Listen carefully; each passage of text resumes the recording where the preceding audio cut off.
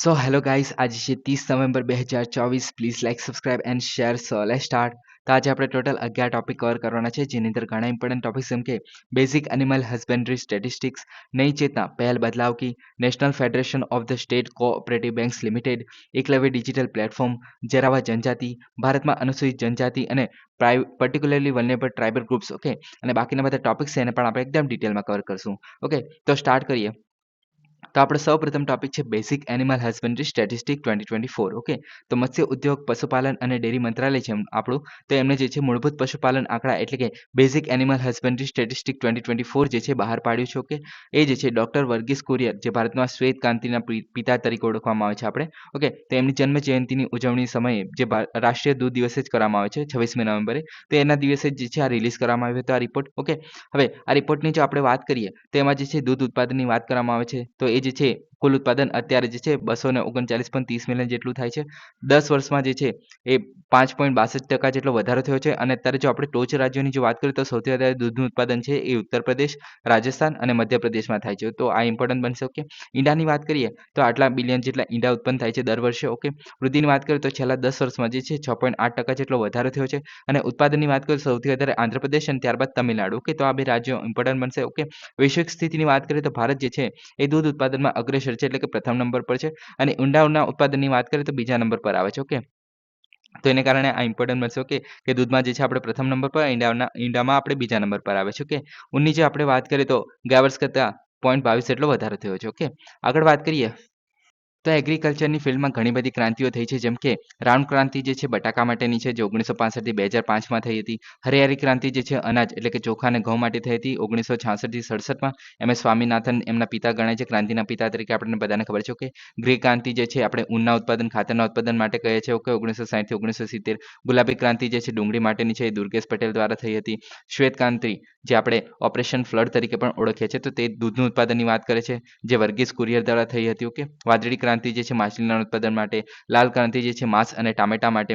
પીળી ક્રાંતિ જે છે તેલીબિયાંના ઉત્પાદન માટે. બીજા બધા જેમ કે બ્રાઉન ક્રાંતિ જે છે આપણે ચામડું અને કોકો એટલે કે જે કોફીનું જે આપણે બીજ હોય છે. ઓકે, તો તેને કોકો તરીકે ઓળખવામાં છે, તો તેના માટે. ઓકે, ગોલ્ડન ફાઈબર ક્રાંતિ જે જૂટના ઉત્પાદન આપણે જે શણ કહે છે એના માટે. ઓકે, સુવર્ણ ક્રાંતિ જે છે ફળો, મધ અને બાગાયતી ઉત્પાદન માટે છે.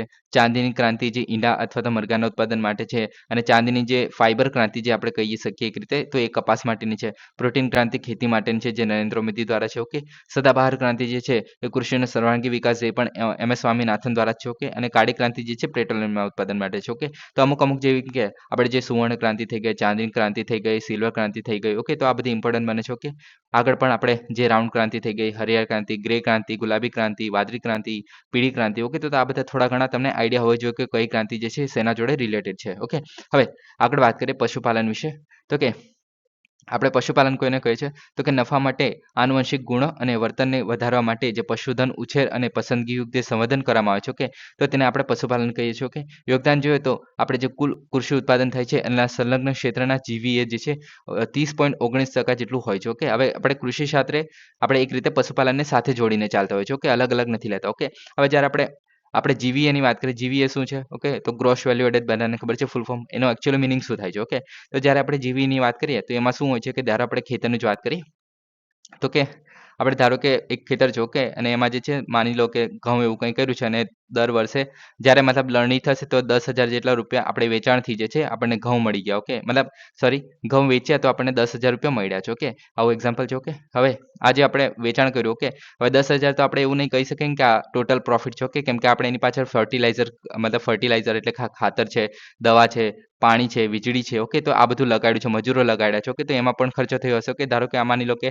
4,000 જેટલો આપણે ખર્ચો થયો છે. ઓકે, તો આ જે આપણે ઇન્ટરમીડિયેટ ખર્ચ તરીકે ઓળખવામાં આવે છે. ઓકે, તો આ 10,000 માંથી આપણે 4,000 જો આપણે કાઢી નાખીએ. ઓકે, તો એને આપણે જીવીએ તરીકે ઓળખીએ છીએ. ઓકે, ગ્રોસ વેલ્યુ એડેડ તરીકે ઓળખવામાં આવે છે. ઓકે, તો આ થઈ ગયું આપણે ગ્રોસ વેલ્યુ એડેડ. ઓકે, હવે આજીવિકાની વાત કરીએ તો 8 કરોડ ખેડૂતો અને ભૂમિહીન જે મજૂરો છે એને ટેકો આપે છે આ. ઓકે, ખાદ્ય સુરક્ષા જેમ કે દૂધ, માંસ, ઈંડા વગેરે પ્રદાન કરે છે આપણને ખેતી. આપણને બધાને ખબર છે પશુપાલનથી. ઓકે, મરઘાને એ બધાથી. ઓકે, પશુપાલન સંબંધિત પડકારોની જો આપણે વાત કરીએ તો કે એમને જે છે ચામડીના રોગો મોસ્ટલી જોવા મળે છે, પગ, મોઢાના રોગો વગેરે જોવા મળતા હોય છે. ઓકે, ઉત્પાદકતાની વાત કરીએ તો સ્વદેશી જાતિની ઓછી ઉત્પાદકતા જોવા મળે છે, એને કારણે આપણે બહારથી પણ લાવતા હોય છે અમુક વાર. ઓકે, રસીકરણ જે છે અપૂરતું કવરેજ જોવા મળે છે, એને કારણે જ આ બધા રોગો પણ જોવા મળતા હોય છે અમુક વાર. ઓકે, આગળ વાત કરીએ તો કે પશુપાલન ક્ષેત્રને વેગ આપવા માટેની પહેલો જોવા મળશે, જેમ કે રાષ્ટ્રીય ગોકુલ મિશન, જે સ્વદેશી બોવાઇન જે જાતિઓ છે એનું રક્ષણ. બોવાઇન એટલે કે એક રીતે પશુપાલિત જે જાતિઓ છે આપણા ઘરોમાં જોવા મળે છે, ઓકે, તેના રક્ષણ માટે 2014માં આ શરૂ કરવામાં આવી હતી. ઓકે, પછી પશુપાલન ઇન્ફ્રાસ્ટ્રક્ચર ડેવલપમેન્ટ ફંડ, જે dairy processing, product diversification, meet processing, okay, તો એ બધાને રોકાણ કરવાનું પ્રોત્સાહન આપે છે. ઓકે,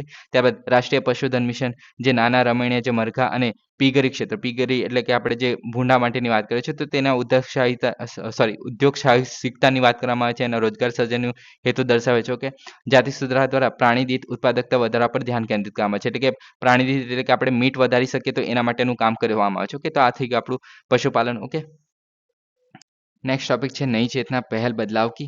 तो केंद्रीय ग्रामीण विकास અને કૃષિ અને ખેડૂત મંત્રાલય છે, ઓકે, તો એમને રાષ્ટ્રીય અભિયાન નઈ ચેતના પહેલ બદલાવ કી જે છે એની ત્રીજી આવૃત્તિ જે છે એ શરૂઆત કરી છે. ઓકે, હવે આની વાત કરીએ તો ગ્રાસરૂટ પહેલ દ્વારા તમામ પ્રકારની જે લિંગ આધારિત હિંસા જોવા મળે છે એની સામે જાગૃતિ લાવવા માટે જે છે અને લક્ષિત કાર્યવાહીને પ્રોત્સાહન આપવાનો હેતુ ધરાવે છે. ઓકે, આ બધાને ખબર છે કે લિંગ આધારિત હિંસા એટલે શું. ઓકે, મતલબ જે રેપના કેસીસ જોવા મળે છે, પ્લસ મેરિટિયલમાં જે શું કહે કે એક રીતે મેરિટિયલ રેપ પણ જોવા મળે છે. ઓકે, તો એ બધા જે આપણે એક રીતે સતામણી થાય છે સ્ત્રીઓની, ઓકે, તો તેમને સામે જાગૃતિ લાવવાના અને એની સામે અમુક જે પગલાં લેવાની વાત કરવામાં આવે છે, તો એના માટેની આ પહેલ છે. ઓકે, આયોજકતાની વાત કરીએ તો કે ગ્રામીણ વિકાસ મંત્રાલય અને એની હેઠળ જે છે દીનદયાલ અંત્યોદય યોજના, જે રાષ્ટ્રીય ગ્રામીણ આજીવિકા મિશન છે, ઓકે, તો તેના દ્વારા આ જે છે આયોજિત કરવામાં આવે છે. ઓકે, પહેલી વિશેષતાઓની વાત કરીએ તો પહેલા ભાગરૂપે 13 રાજ્યોમાં 227 જેટલા નવા જાતિ સંશોધન કેન્દ્રો જે છે એનું ઉદ્ઘાટન કરવામાં આવશે. ઓકે, અને ઝુંબેશનું સૂત્ર શું છે તો કે એક સાથ એક આવાજ હિંસા કે ખિલાફ. ઓકે, તો આનું સૂત્ર છે. ઓકે, સાથે એક સાથે એક અવાજ અને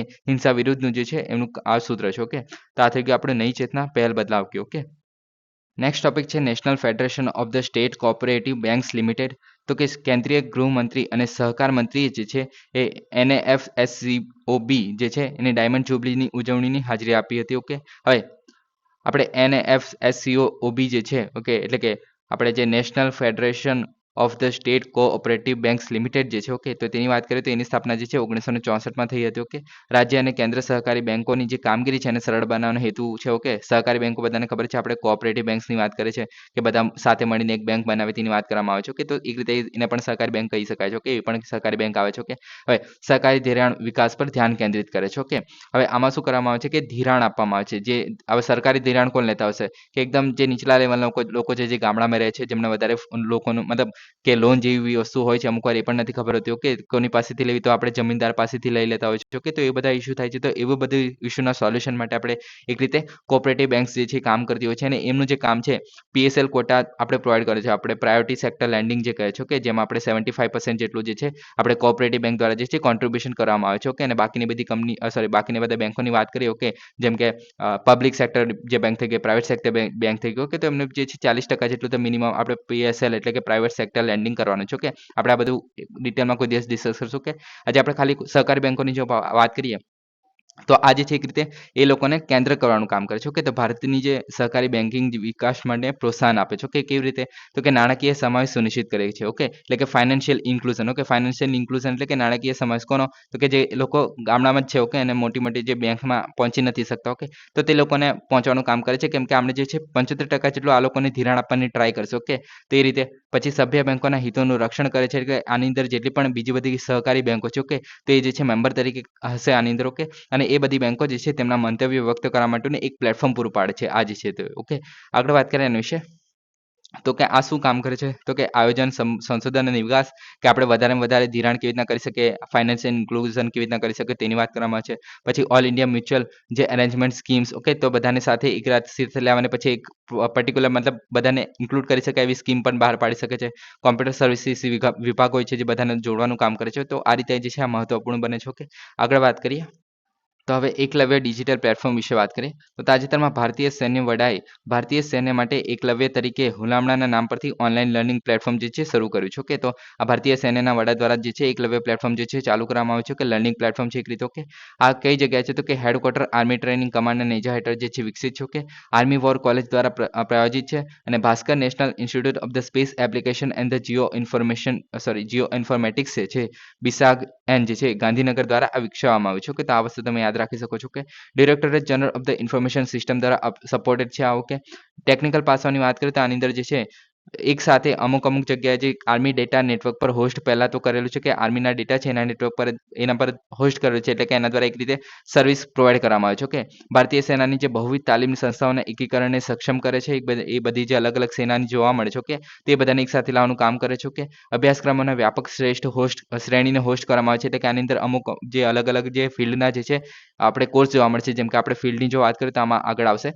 જેમ કે આપણે આગળ વાત કરીએ તો કે આ થઈ ગયું કે સ્ટ્રેટેજી થઈ ગયું, ઓપરેશનલ આર્ટ થઈ ગયું, લીડરશિપ થઈ ગયું, ઓર્ગેનાઇઝેશનલ બિહેવિયર થઈ ગયું, ફાઇનાન્સ થઈ ગયું, આર્ટ ઓફ રીડિંગ થઈ ગયું, પાવર રાઇટિંગ થઈ ગયું, ઇમેજિંગ ટેકનોલોજી. તો આ બધા જે કોર્સ જે અવેલેબલ હશે આની અંદર. ઓકે, આગળ વાત કરીએ આના વિશે તો કે આની અંદર જે છે જે ચીફ ઓફ આર્મી સ્ટાફ છે. Okay, chief of army staff જે કહેવામાં આવે છે કે તો ભારતીય સેનાના જે પરિવર્તનનો દાયકો એ જે એમનું વિઝન છે. ઓકે, તો તેની સાથે આ સંરેખિત કરે છે. ઓકે, પછી ભારતીય સેના 2024ની થીમને જે સમર્થન આપે છે.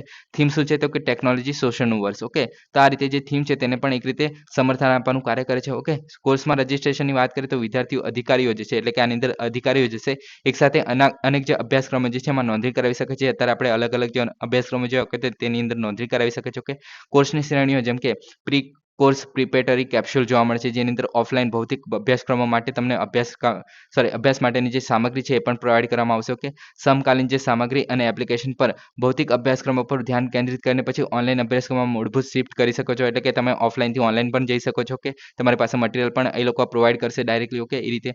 ઓકે, નિમણૂક અને અથવા તો ચોક્કસ સોંપણી સંબંધિત અભ્યાસક્રમ જેમ કે અધિકારીઓને જે છે ચોક્કસ સોંપણીઓ કરવામાં આવી શકે છે એમના દ્વારા સુપિરિયર છે એમના દ્વારા. ઓકે, તે એના માટે ડોમેન વિશેષતાઓ પણ જોવા મળે છે. ઓકે, એના માટે સક્ષમ બનાવે છે. ઓકે, રોજગાર આયોજનમાં પણ સહાયક બને છે આ રીતે. ઓકે, હવે આપણે જોઈએ આની અંદર કયા કયા કોર્સ અવેલેબલ છે. ઓકે, પછી આની અંદર નોલેજ આવે છે જેમ કે જર્નલ્સ થઈ ગયું, સંશોધન પત્રો થઈ ગયા, લેખો થઈ ગયા, જે જૂના હોય. ઓકે, તે બધું પણ એક જ જગ્યાએ એક જ પ્લેટફોર્મ પર અવેલેબલ હશે. એને કારણે સિંગલ વિન્ડો હેઠળ હોસ્ટ કરેલું છે. ઓકે, એટલે એક જ જગ્યાએ આપણને બધું મળી જશે. ઓકે, જે જૂના જર્નલ્સ થઈ ગયા, સંશોધન પત્રો થઈ ગયા, લેખો થઈ ગયા બધા. ઓકે, અસર જોઈએ તો સતત વ્યાવસાયિક લશ્કરી શિક્ષણને પ્રોત્સાહિત કરે છે. ઓકે, હાલના ભૌતિક અભ્યાસક્રમને ડિકોન્જેનેસ્ટ કરે છે અને સમૃદ્ધ બનાવે છે. એક રીતે શું કહે કે આગળ પડતો એક રીતે ભાગ ભજવે છે. ઓકે, મતલબ તમે જે ભૌતિક જ્ઞાન લો છો. ઓકે, અને તેની સાથે આપણે ઓનલાઈન એડ કરીએ તો તમારા મતલબ સોને પે સુહાગા જેવી વાત થઈ જાય. તો એ રીતે વાત કરવામાં આવે છે અહીંયા. ઓકે, નિષ્ણાતોની નિમણૂક માટે અધિકારીઓને તૈયાર કરે છે. તો આમનો મેઇન હેતુ જે છે એ નિષ્ણાતોની આપણે નિમણૂક કરવાની છે. ઓકે, અધિકારીઓ જે ઓલરેડી અવેલેબલ છે. ઓકે, તો તેમને આ બધી અલગ અલગ જે સ્કિલ ડેવલપ કરીને પછી એમને જો સ્પેસિફિક કામ કરવામાં આવે, સ્પેસિફિક ડોમેનમાં વિશેષ કામ કરવામાં આવે તો એના માટે પ્રોત્સાહિત કરી શકાય છે. ઓકે, તો એના માટે આ જે છે મહત્વનું બને છે. ઓકે, જનજાતિના 19 સભ્યોને ભારતની મતદાર યાદીમાં સમાવેશ કરવામાં આવે છે. ઓકે, તો એને કારણે આ ઇમ્પોર્ટન્ટ બનશે. ઓકે, મતદાર યાદીમાં એડ કરવામાં આવે છે એને કારણે. ઓકે, હવે જરાવા જનજાતિની આપણે જો વાત કરીએ તો અંદમાન ટાપુઓમાં ખાસ કરીને જે મધ્ય અને દક્ષિણ અંદમાન ટાપુ છે ત્યાં જોવા મળે છે. કે આ જે છે ખાસ કરીને સંવેદનશીલ આદિવાસી જૂથ છે. ઓકે, પર્ટિક્યુલરલી વન્યપ્રાણી ટ્રાઇબલ ગ્રુપ છે. ઓકે, એના વિશે પણ આપણે એકદમ ડિટેલમાં જોઈશું આગળ. ઓકે, હવે પર્યાવરણની વાત કરીએ તો ગાઢ જંગલો અને મેંગ્રોવ્સને પ્રાચીન દરિયા કિનારા અને સમૃદ્ધ વસવાટ એવું બધું જોવા મળે છે. આપણને બધાને ખબર છે આદિવાસીઓ ક્યાં રહે છે. ઓકે, વંશજોની વાત કરીએ તો લુપ્ત જાંગીલ જાતિના વંશજો હોવાનું માનવામાં આવે છે.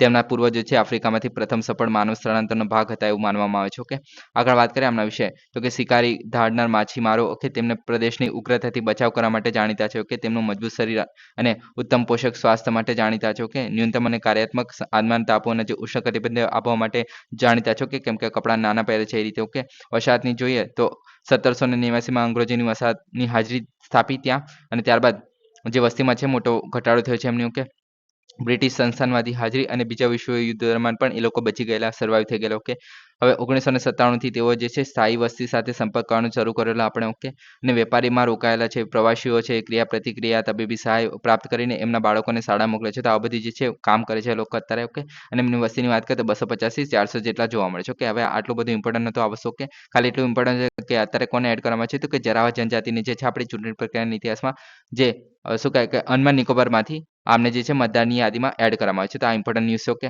હવે આ ઇમ્પોર્ટન્ટ છે. ઓકે, તો ભારતમાં અનુસૂચિત જનજાતિની વાત કરીએ સૌપ્રથમ તો કે 2011ની વસ્તી ગણતરી મુજબ જે છે અનુસૂચિત જનજાતિ જે છે 104 મિલિયન જેટલી છે.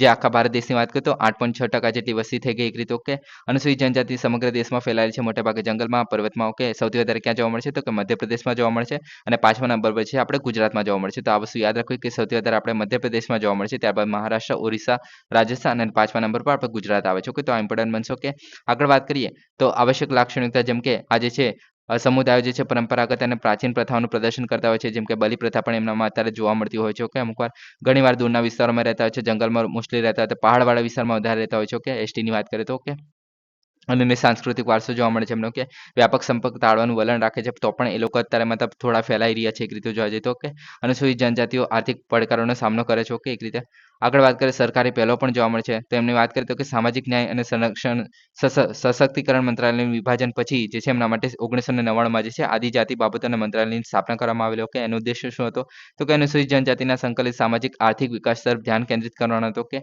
હવે એમનું કઈ રીતે તો કે સામાજિક સશક્તિકરણ જેમ કે આપણે રિઝર્વેશન એવું બધું આપવું ઓકે પછી આર્થિક સશક્તિકરણ જેમ કે આપણે રિઝર્વેશન પ્લસ આપણે પૈસા પણ પ્રોવાઈડ કરવામાં છે સ્કોલરશિપના આધારે ઓકે પછી સામાજિક ન્યાય ઓકે તો જેમ કે આપણે પોસ્કો ને એ બધા એક્ટ આપવામાં આવે છે એટ્રોસિટી એક્ટ આપવામાં આવે છે જેથી એમનું શોષણ ના થાય ઓકે તેના દ્વારા જે છે આપણે એક રીતે કલ્યાણ કરવામાં આવે છે આ લોકોનું ઓકે આગળ વાત કરીએ તો કે આદિવાસી જૂથનું વધુથી ઓછા તરફ વસ્તી ઓકે તો કે સૌથી વધારે ભારતમાં જે છે સૌથી વધારે જાતિ કોની સૌથી વધારે વસ્તી કોની જોવા મળે છે તો કે ભીલ આદિવાસી જે છે એમની સૌથી વધારે વસ્તી જોવા મળે છે ઓકે સૌથી મોટો આદિવાસી સમૂહ છે ઓકે 2011ની વસ્તી ગણતરી મુજબ વસ્તી આ ટોટલ જેટલી અનુસૂચિત આદિવાસી જોવા મળે છે ઓકે તેમાંથી જે છે 38% જે છે ફક્ત ભીલ આદિજાતિ જોવા મળે છે ઓકે ત્યારબાદ ભીલ સમુદાય જે છે સૌથી વધુ વસ્તી ધરાવે છે અને આદિવાસી વસ્તીના 47.89% જેટલા છે ઓકે ગુજરાતમાં વાત કરીએ તો કે આખા ભારતની વાત કરીએ તો આખા ભારતમાં જે છે 38 જેટલી પણ આપણે આદિવાસી જોવા મળે છે એમાંથી 38% જેટલા વસ્તી જે છે આપણે ભારતમાં જોવા મળે છે અને આખા જો ગુજરાતની વાત કરીએ તો જેટલા પણ આદિવાસી છે એમાંથી 50% જેટલા આપણે કહીએ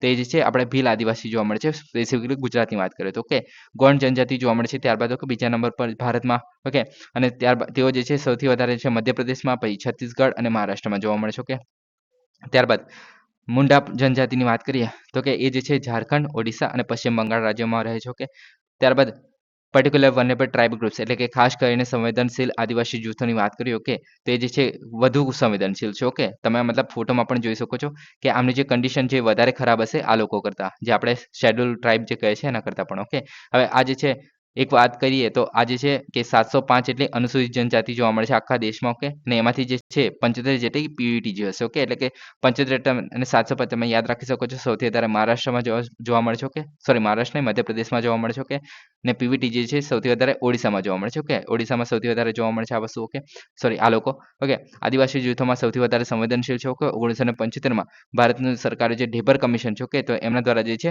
ભલામણ કરવામાં આવેલી કે 22 જેટલા જે આદિવાસીઓ જે છે જે વધારે પીછડી જાતિના લોકો છે ઓકે તે લોકોને જે છે વધારે રિસોર્સિસની જરૂર છે એમને વધારે સપોર્ટની જરૂર છે ઓકે તો એમના માટે અલગથી જે છે પીવીટીજી કેટેગરી જે છે બનાવવામાં આવેલી ઓકે ઢેબર કમિશનના કહેવા પર ઓકે તો આ તમારે યાદ રાખવાનું છે ઓકે આ જૂથો જે છે 18 રાજ્યો અને એક કેન્દ્ર શાસિત પ્રદેશમાં જોવા મળે છે 2011ની વસ્તી ગણતરી મુજબ ઓકે ઓડિશામાં સૌથી વધારે જોવા મળે છે ઓકે 2.5 લાખથી વધુ ઓકે આગળ વાત કરીએ પીવીટીજીની તો કે સ્થિર અથવા તો ઘટતી જાય છે એમની વસ્તી ઓકે અને આ જે છે હજુ પણ ઝૂમ ખેતીને આવા બધા પર ડિપેન્ડ રહેતા હોય છે ઓકે આમની સાક્ષરતા દર અત્યંત નીચું છે ઓકે એસટી લોકો કરતાં પણ નીચું છે ઓકે અને નિર્વાહ સ્તરે કાર્ય કરે છે એટલે કે જેટલું શું કહે કે પોતાનું ગુજરાન ચલાવી શકે એટલું જ એ લોકોનું કામ હોય છે ઓકે આગળ વાત કરીએ પીવીટીજી ગ્રુપની ઓકે તો સૌથી વધારે વધુથી ઓછી તરફ વસ્તીની વાત કરીએ તો કે સૌથી વધારે પીવીટીજીમાં જે છે ચેન્ચુ જનજાતિ ઓકે તો એમાં જે છે સૌથી વધારે એમની સંખ્યા જોવા મળે છે જે આંધ્રપ્રદેશમાં રહેતી હોય છે ઓકે અને આ જે છે પીવીટીજીમાંની એક છે ઓકે ત્યારબાદ કોલમ જનજાતિ એ પણ આંધ્રપ્રદેશમાં જોવા મળે છે એ બીજા નંબર પર આવે છે આંધ્રપ્રદેશમાં પ્લસ આખા ઇન્ડિયામાં કેસ બીજા નંબર પર આવે છે ઓકે કોરાકા જે જનજાતિની વાત કરીએ તો એ જે છે કર્ણાટકમાં છે અને કટ્ટનાયકન જનજાતિ જે છે તમિલનાડુની નીલગિરી ટેકરીઓમાં રહે છે ઓકે તો આ જે છે ઘણી ઇમ્પોર્ટન્ટ ઇન્ફોર્મેશન હતી ઓકે હવે નેક્સ્ટ વાત કરીએ ઓપેક પ્લસ તો કે તાજેતરમાં યુએસ ગેસોલિન સ્ટોક સપ્લાયમાં અણધાર્યા ઉછાળા અને આઉટપુટ પોલિસી પર ઓપેક મિટિંગમાં જે છે વિલંબ પછી ક્રૂડ ઓઇલના ભાવ સ્થિર થયા છે ઓકે હવે આ તો ઇમ્પોર્ટન્ટ હતું પણ ઓપેકની વાત કરીએ તો ઓપેકનું ફૂલ ફોર્મ શું થાય છે તો કે organization of the petroleum exporting country okay exporting country okay કે જે ઓર્ગેનાઇઝેશન જે છે જે પેટ્રોલિયમનું એક્સપોર્ટ કરે છે એવી કન્ટ્રીઝનું એક ગ્રુપ ઓકે તો તેને ઓપેક નામ કહેવામાં આવે છે ઓકે અને ઓપેક પ્લસ પણ જોવા મળે છે જેમાં જે મતલબ એક્સપોર્ટિંગ તો કરે છે પણ જે છે આપણે જે ઓપેક હતું એના કરતાં થોડું અલગ ગ્રુપ બનાવવામાં આવ્યું છે ઓકે હવે ઓપેકનું કામ શું છે પહેલાં તો કે એ મેઇનલી જે છે મતલબ આખી દુનિયામાં જે છે જેટલું પણ ઉત્પાદન થાય છે એના પર એક રીતે ધ્યાન રાખવાનું કામ કરે છે કેવી રીતના તો કે અમુક જે છે દરેક દેશના જે છે અમુક કોટા સેટ કરેલા હોય કે ભાઈ તમારે જે છે આના કરતાં વધારે જે છે આપણે ક્રૂડ ઓઇલનું અથવા તો આપણે તેલનું જે છે વધારે ઉત્પાદન નહીં કરવાનું ઓકે અને એ કોટા પ્રમાણે જે છે એમનું ઉત્પાદન હશે અને પ્લસ જ્યારે જરૂર હોય ત્યારે જે મતલબ કોટા સેટ કરવામાં આવે છે બધા લોકો જે છે આ બધા દેશો જે છે એક સાથે મળશે એ બધા કોટા સેટ કરશે અને એ પ્રમાણેનું ઉત્પાદન કરશે કે ભાઈ દુનિયામાં તેલની કેટલી જરૂર છે એના પ્રમાણેનું સપ્લાય રાખશો કે એ કોટા એના જ હોય છે કે તમે કેટલું ઉત્પાદન કરો છો એના આધારે જે બજારો છે એના આધારે નક્કી થશે કે ભાઈ તમે જેટલું બજારમાં આપણે ઓઇલ ખરીદી રહ્યા છે એના આધારે એની પ્રાઇસ પણ જળવાઈ રહેશે ઓકે તો એક રીતે આપણે મેન્ટેન કરવાનું કામ કરે છે શોર્ટમાં. ઓકે, કે તેલની પ્રાઇસ કેટલી રહેશે અને એના આધારે એના આપણે ઉત્પાદન કેટલું કરવું જોઈએ તો એના પર ધ્યાન રાખવાનું કામ કરે છે જે ઓપેક છે તેનું. ઓકે, આટલું આપણું ઇમ્પોર્ટન્ટ છે. ઓકે, હવે ઓપેકની જો આપણે વાત કરીએ તો કે તેલની નિકાસ કરતા દેશોની જે કાયમી આંતરિક સરકારી જે સંસ્થા છે પહેલા તો. ઓકે, આ જે છે 1960માં 5 સ્થાપક સભ્ય દ્વારા જે છે સ્થાપવામાં આવેલી કઈ જે છે તો કે મોસ્ટલી જે છે આપણે સાઉદી અરેબિયા છે, વેનેઝુએલા છે, ઈરાક છે, કુવૈત છે, ઈરાન છે. ઓકે, તો જે આપણે સાઉદી અરેબિયાની આસપાસનો જે વિસ્તાર કહે છે ગલ્ફ કન્ટ્રીઝ આપણે કહે છે. ઓકે, તો તેને કહેવામાં આવે છે. ઓકે, વર્તમાન સભ્યોની વાત કરીએ તો ટોટલ 12 જેટલા સભ્યો જોવા મળે છે.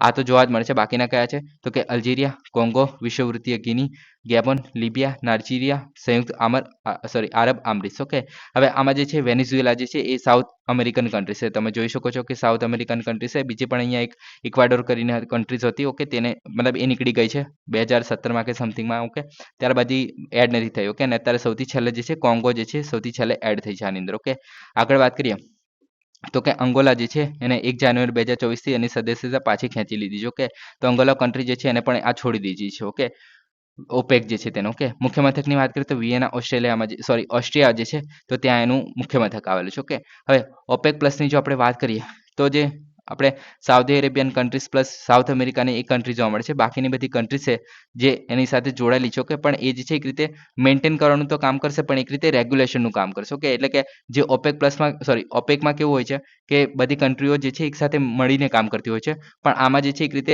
અલગથી રાખવામાં આવેલા છે આ લોકોને. ઓકે, કેમ કે આ જે છે એક રીતે પોતાની રીતે અમુક વાર કામ કરતા હોય છે. ઓકે, તો એવું મતલબ શું કહે કે જ્યારે આપણે સાઉદી અરેબિયા અને રશિયાની વાત કરીએ. ઓકે, તો સાઉદી અરેબિયા કહે કે ભાઈ તમે વધારે ઉત્પાદન ના કરો. ઓકે, તો જરૂરી નથી કે રશિયા માની જ જાય. ઓકે, તો એ વસ્તુને રેગ્યુલેટ કરવા માટે ઓપેક પ્લસ બનાવવામાં આવ્યું છે. ઓકે, કે ભાઈ જે રશિયા વધારે ઉત્પાદન કરવા માંડે. ઓકે, તો એક રીતે આમની પણ પ્રાઇસ ઓછી કરવી પડે એને કારણે એમને પણ નુકસાન થાય. ઓકે, તો એવું ના થાય તો એને કારણે ઓપેક પ્લસ ગ્રુપ બનાવવામાં આવ્યું. ઓકે, જેથી વધારે નુકસાન ના થાય. ઓકે, એક રીતે મનમાની કરે તો પણ એટલી બધી ના કરે. ઓકે, તો એ રીતેનું છે. ઓકે, હવે ઓપેક પ્લસની જો આપણે વાત કરીએ તો એની અંદર 22 તેલ નિકાસ કરતા દેશોનું જૂથ છે એક રીતે. ઓકે, એના માટે ક્રૂડ ઓઇલ ઉત્પાદન સ્તર નક્કી કરવા માટે નિયમિતપણે મળતું હોય છે. ઓકે, આપણે વાત કરી કે ક્રૂડ ઓઇલનું ઉત્પાદન જે સ્તર છે જે આપણે કોટાની વાત કરીએ છીએ તે એના માટે મળતી હોય છે. ઓકે, ઉત્પાદનને સમાયોજિત કરીને તેલ બજારને સ્થિર કરવા માટે કે વધારે પ્રાઇસ ઉપર નીચે ના જતી રહે. ઓકે, તો એનો જે છે મેઇન ઉદ્દેશ્ય છે આનો. ઓકે, મૂળ વાત કરીએ તો 2016માં આના અંતમાં જે છે આની સ્થાપના કરવામાં આવેલી. ઓપેક અને નોન ઓપેક જે ઉત્પાદન દેશો છે એમના વચ્ચે નિયમિત અને ટકાઉ ધોરણે સહકાર માટે માળખું બનાવવામાં આવેલું છે. ઓકે, હવે મુખ્ય સભ્યની વાત કરીએ તો મુખ્યત્વે જે છે મધ્ય પૂર્વ જે આફ્રિકા છે એ ઓપેક ગ્રુપમાં જોવા મળે છે. Okay, organization of the oil exporting countries એના 12 સભ્યો જોવા મળે છે જે આપણે જોયો. ઓકે, અને ઓપેક પ્લસમાં જે આપણે 10 નોન ઓપેક કન્ટ્રીઝ જોવા મળે છે જેમ કે અઝરબૈજાન થઈ ગયું, બહેરીન થઈ ગયું, બ્રુનેઈ થઈ ગયું, કઝાકિસ્તાન, રશિયા, મેક્સિકો, મલેશિયા, દક્ષિણ સુદાન અને ઓમાન. ઓકે, તો આ બધા દેશ જેટલા પણ દેશ છે બાકીના. ઓકે, 12 સિવાયના, તો આ બધા દેશોને જે છે આપણે ઓપેક પ્લસ તરીકે ઓળખવામાં આવે છે. ઓકે, હવે અત્યારે જો આપણે તેલની જો વાત કરીએ તો આપણે જે છે મોસ્ટલી સરકાર અથવા તો જે આપણે ખાનગી કંપની છે પણ આપણે તેલ જે છે ખરીદી શકે છે આ ઓઇલ પ્રોડ્યુસિંગ કન્ટ્રી પાસેથી ડાયરેક્ટલી. ઓકે, હવે આપણે ફ્યુચર ટ્રેડિંગની એકવાર વાત કરેલી તેના દ્વારા પણ ખરીદી શકે છે અથવા તો ડાયરેક્ટલી બેરલ પણ ખરીદી શકે છે. ઓકે, આપણે જો બેરલની વાત કરીએ તો ટોટલ જે છે 159 આપણે લીટરનું જે છે એક બેરલ આવે છે જેના કંઈ 4000 સમથિંગ રૂપિયા હોય છે. ઓકે, $4000 સમથિંગ રૂપિયા હોય છે. ઓકે, તો આ રીતે આખું કામ ચાલતું 4000 રૂપિયા જ હોય છે. ઓકે, 4000 રૂપિયા જેટલું જે છે એક બેરલનો કિંમત હોય છે. ઓકે, ત્યારબાદ આપણે ટેક્સ ને એવું બધું લાગે છે, રાજ્યનો ટેક્સ લાગે, સેન્ટ્રલનો ટેક્સ લાગે. ઓકે, ત્યારબાદ આપણે પેટ્રોલિયમ ને એવું બધું રિફાઇનિંગ કરીને પછી ટેક્સ લગાવીને પછી આપણા સુધી પહોંચતો હોય છે. ઓકે, તો આ રીતે આખી ચેન ચાલતી હોય છે. ઓકે, આગળ વાત કરીએ હવે ટાટો 1 હાઇડ્રો ઇલેક્ટ્રિક પ્રોજેક્ટ. તો આર્થિક બાબતોની કેબિનેટ સમિતિએ તાજેતરમાં અરુણાચલ પ્રદેશની સિયોમી જિલ્લામાં જે યારજેપ નદી છે એના પર ટાટો 1 હાઇડ્રો ઇલેક્ટ્રિક પ્રોજેક્ટ જે HEP જે છે એના માટે 1750 કરોડ રોકાણની મંજૂરી આપી છે. ઓકે, હવે આ કઈ જગ્યાએ આવેલું છે એટલું ખાલી ઇમ્પોર્ટન્ટ છે તો કે શિયોમી જિલ્લા અરુણાચલ પ્રદેશમાં જે છે બનાવવામાં આવી રહ્યું છે. કે આટલા કરોડ એના પર ખર્ચ થશે, આટલામાં સ્થાપિત એની ક્ષમતા છે. Okay, megawatt. ઓકે, 50 મહિનામાં આ જે છે કામ પૂરું થશે, આટલા મિલિયન યુનિટ જે છે એ જનરેટ કરી શકે. ઓકે, આગળ વાત કરીએ આની અસર તો કે અરુણાચલ પ્રદેશમાં વીજ પુરવઠો પૂરો થશે, રાષ્ટ્રીય ગ્રીડને સંતુલન કરવા માટે યોગદાન મળશે. કેમ કે જે આપણે નોર્થ ઇસ્ટર્ન રિજિયનની વાત કરીએ છીએ તો આપણે નેપાળ છે અથવા તો બર્મા છે. ઓકે, આપણે મલેશિયા છે. ઓકે, તો મલેશિયા નહીં, બાંગ્લાદેશ. ઓકે, તો એની જોડે આપણે અમુક વાર જે છે શેરિંગ કરતા હોય છે પાવર ગ્રીડનું. ઓકે, તો એને કારણે પણ મતલબ એનું પણ આપણે સોલ્યુશન લાવી શકીએ છીએ કેમ કે આપણે જે બધી જગ્યાએ ના પહોંચી શકતા હોય કેમ કે આમાં જે છે આપણે પહાડો અને પછી નદીઓ અને એવું બધું જોવા મળતું હોય છે તો એને કારણે અઘરું પડી જાય છે આપણે સપ્લાય પ્રોવાઈડ કર્યો. ઓકે, તો આપણે બાંગ્લાદેશ થઈ ગયું, ઓકે, તો એ બધા દેશો પર આધાર રાખે છે. અમુક વાર નેપાળ થઈ ગયું, ઓકે, તો એ બધા પર, ઓકે. વિકાસની વાત કરીએ તો નોર્થ ઈસ્ટર્ન ઇલેક્ટ્રિક પાવર જે કોર્પોરેશન લિમિટેડ છે, ઓકે, અને અરુણાચલ પ્રદેશની સરકાર છે, ઓકે, તો તેમના દ્વારા આ જે છે એક રીતે સંયુક્ત સાહસ છે, ઓકે. કેન્દ્ર સરકારની સમર્થનની વાત કરીએ તો ઇન્ફ્રાસ્ટ્રક્ચરમાં જે છે આટલા કરોડ રૂપિયા આપશે, ઓકે. રાજ્ય ઇક્વિટી શેર માટે આટલા કરોડ રૂપિયા આપશે, ઓકે. પાવર વિતરણની વાત કરીએ તો અરુણાચલ પ્રદેશને જનરેટ થયેલી જે વીજળી છે એમાંથી 12% જે છે મફત આપવામાં આવશે, ઓકે. અને લોકલ એરિયા ડેવલપમેન્ટ ફંડમાં જે છે 1% જેટલો ફાળો પણ આપવામાં આવશે, ઓકે, આ કંપની દ્વારા, ઓકે. તો આ થઈ ગયું આપણો. નેક્સ્ટ વાત કરીએ ઓકુશ. તો ન્યુઝીલેન્ડમાં ચીની રાજદૂત ચેતવણી આપે છે કે ઓકુશમાં જોડાવાથી જે ન્યુઝીલેન્ડ છે એના ને જે ચીનના સંબંધો જે છે એનું નુકસાન થઈ શકે છે, ઓકે. હવે ઓકુશની જો આપણે વાત કરીએ તો ઓકુશનો અર્થ થાય છે પહેલાં તો ઓસ્ટ્રેલિયા, યુકે અને યુએસ, ઓકે. તો આ 3 દેશોના અંદર સમાવેશ થાય છે, ઓકે. હવે ત્રિપક્ષીય સુરક્ષા ભાગીદારી છે, ઓકે. યુનાઇટેડ કિંગડમ, યુએસએ અને ઓસ્ટ્રેલિયા, ઓકે. ઇન્ડો પેસિફિક પ્રદેશમાં જે ટેકનોલોજી શેરિંગ પર ભાર મૂકવામાં આવે છે, ઓકે, અને 2021માં જે છે આની સ્થાપના કરવામાં આવેલી, ઓકે. ઓકુશની જો આપણે વાત કરીએ તો આપણે જે નોર્થ પેસિફિક રિજિયનની વાત કરીએ તો આપણે જે ઇન્ડિયા આવી જાય છે, ઓકે. પછી આપણે અહીંયા ઇન્ડોનેશિયા આવી જાય છે, અહીંયા મલાક્કા સ્ટેટ આવી જાય છે, સિંગાપોર છે, ઓકે. અને અહીંયા બાજુ આપણે મતલબ સિંગાપુર ને એ બધું આવી જાય છે. તો આટલો જેટલો પણ રિજિયન છે, ઓકે, અહીંયા ઓસ્ટ્રેલિયા આટલે કસે આવી જાય છે, ઓકે. તો આટલો જે રિજિયન છે, ઓકે, તો તેને આપણે ઇન્ડો પેસિફિક રિજન કહે છે. આમાં ઇન્ડિયન ઓશન આવી ગયું પ્લસ આ પેસિફિક ઓશન આવી ગયું, ઓકે. પેસિફિક મહાસાગર જે આપણે કહે છે, ઓકે, તો એનો સમાવેશ થાય છે, ઓકે. જે અહીંયા આપણે ચાઇના છે એને ટેકલ કરવા માટે જે છે બનાવવામાં આવ્યું છે, કહેવામાં આવતું હોય છે મોસ્ટ, ઓકે. હવે આમાં વ્યૂહાત્મક હેતુની વાત કરવામાં આવે તો કે ઇન્ડો પેસિફિક જે વિસ્તાર છે એમાં ચીની આક્રમકતા અને મહત્વાકાંક્ષાઓ છે એની વ્યૂહાત્મક પ્રતિભાવ તરીકે આ કામ કરે છે, ઓકે. વર્તમાન દ્વિપક્ષીય સંબંધો પર નિર્માણ કરીએ છીએ, ઓકે. સુરક્ષા અને સંરક્ષણ હિતોને વધારવાનો હેતુ છે, ઓકે.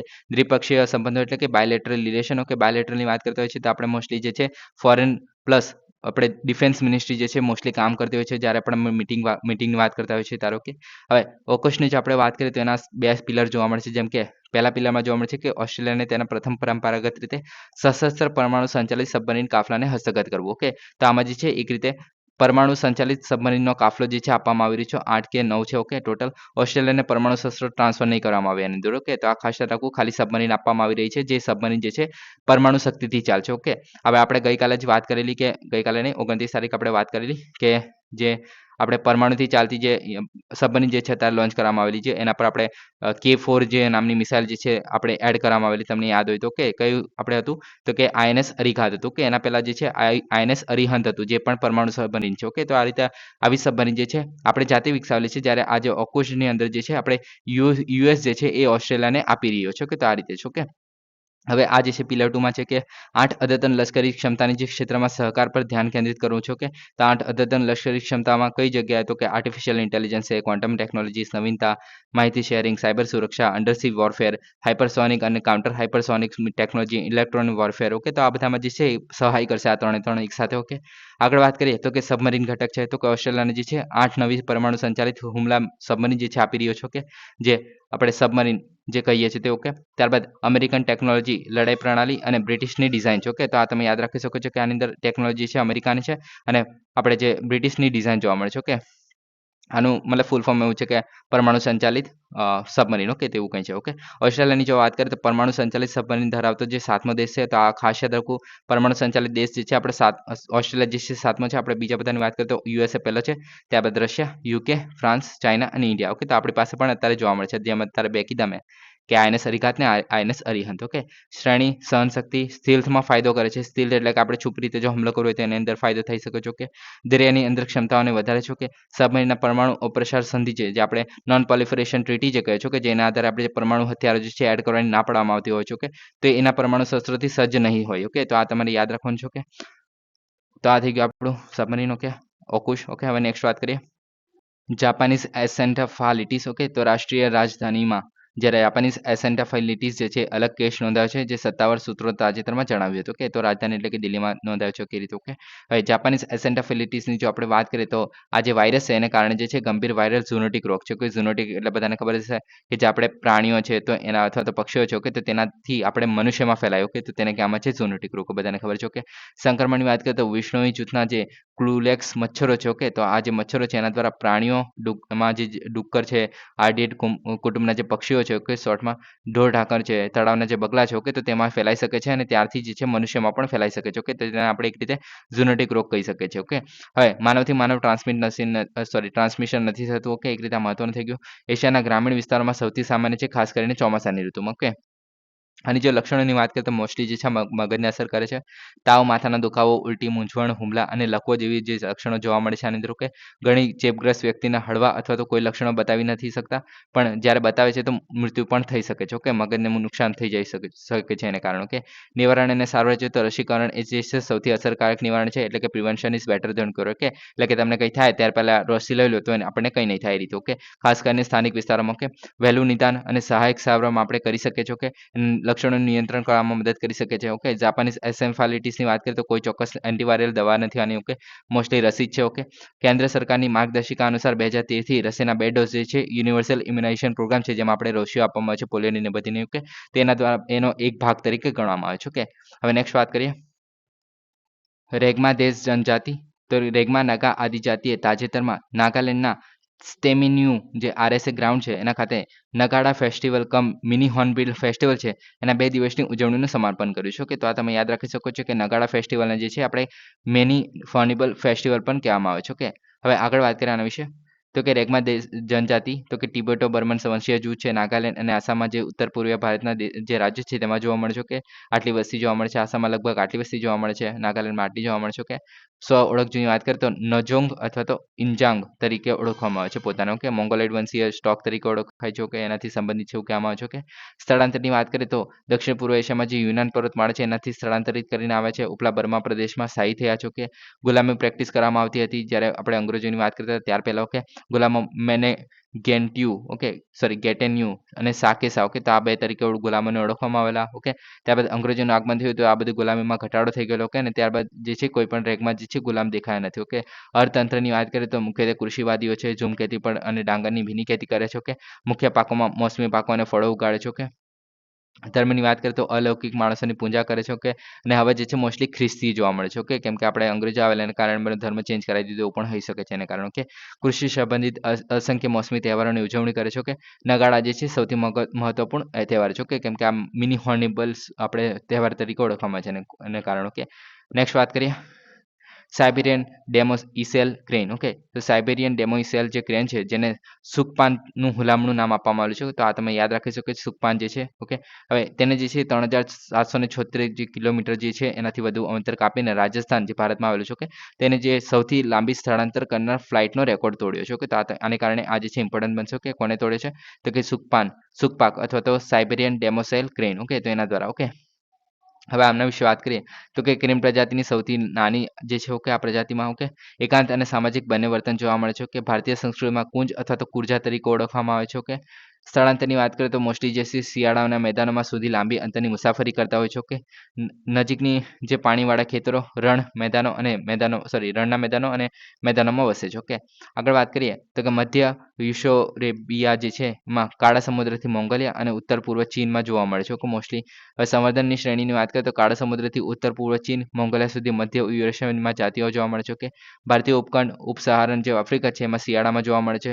સામાન્ય રીતે હિમાલયની ખીણોમાં મુસાફરી કરીને જે નેપાળ થઈને ભારતમાં પ્રવેશ આવે છે. ઓકે, અફવા જોઈએ તો રશિયા થઈ, પછી કઝાકિસ્તાનમાં, પછી તુર્કમેનિસ્તાન, અફઘાનિસ્તાન, પાકિસ્તાન, જેસલમેર અને પછી ભારતમાં મતલબ આ રીતે આવતા હોય છે. ઓકે, ભારતમાં જે છે સંરક્ષણની વાત કરીએ તો ખીચાન જે રાજસ્થાનમાં જે આવેલું છે. ઓકે, તો ત્યાં જે છે યારેયવાર પક્ષીઓના મુખ્ય સ્થાન તરીકે ગણવામાં આવે છે અને ત્યાંનું જે છે આ પ્રજાતિને સમર્પિત ભારતનું પ્રથમ અનામત છે. ઓકે, તો આના કારણે આ ઇમ્પોર્ટન્ટ બનશે. ઓકે, ભારતનું જે છે ખીચાન જે પ્રદેશ છે. ઓકે, રાજસ્થાનમાં આવેલો. ઓકે, તો એ જે છે આ પ્રજાતિ માટે સ્પેસિફિકલી સમર્પિત છે. ઓકે, તો એને કારણે ઇમ્પોર્ટન્ટ બનશે. ઓકે, આગળ વાત કરીએ તો સંરક્ષણ સ્થિતિ તો કે સૌથી ઓછી જે ચિંતા છે અમને. ઓકે, પછી લિસ્ટ આપણે એન્ડેન્જર તરીકે કહી શકીએ. ઓકે, વેટલેન્ડ ડ્રેનેજ રહેઠાણની ખોટ એને કારણે અમને જે છે મતલબ રહેઠાણની ખોટને એને કારણે એમને એન્ડેન્જર છે. ઓકે, ગેરકાયદેસર પાલતુ વેપાર એમનો શિકારનું દબાણ. ઓકે, તો આ બધાને કારણે એમની જે વસ્તી છે ઘટી રહી છે. ઓકે, સો ગાઈઝ આજ માટે આટલું જ છે. Please subscribe, like and share. Thank you for listening. જય હિન્દ, વંદે માતરમ.